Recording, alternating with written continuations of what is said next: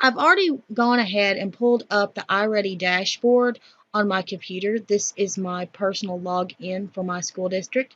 So once you're already logged into the system, you will need to access the correct portal in order to go to the teacher assigned specific lessons. At the top of the portal, since we're already here, you will see several drop down menus. Just going to look at these right quick. What you're going to do today is select the one that says Assess and Teach. You can see when I hit the drop down, it pulls up some options for us to select. What we're going to focus on is the teacher created lesson. What we're going to do here is go to under Resources. We can see over here on the left, Resources.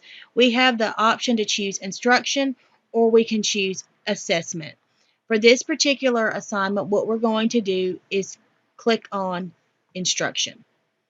Once we click on Instruction, it will now take us to a different page, which is now the personalized instruction.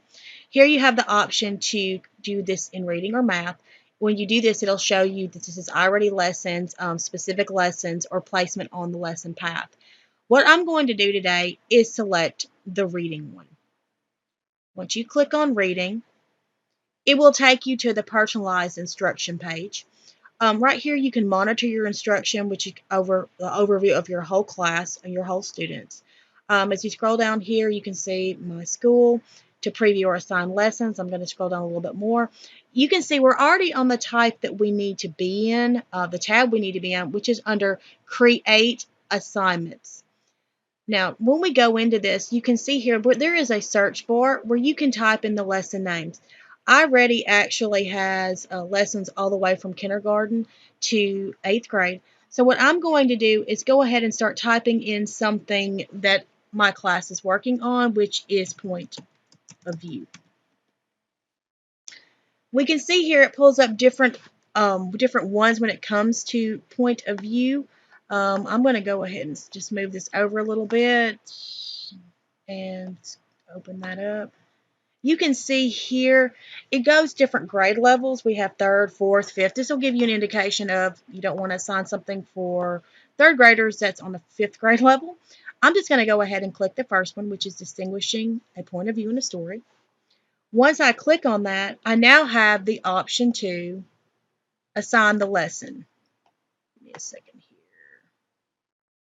here. 1 second. I can now, well, I hope I can assign. Yes, you can see over here, blow up my screen a little bit. I now have a green assign lesson button. So I'm going to go ahead and click that. Now I can assign my lessons to a class or groups or to individual students. I'm just going to assign it to my whole class. You'll next need to select the green arrow button. That's going to take you to a page where you can actually make a selection as far as the classes that you're in. I'm going to go ahead and select my reading arts class. Once I have selected that, I can now go over here to the green button, hit go.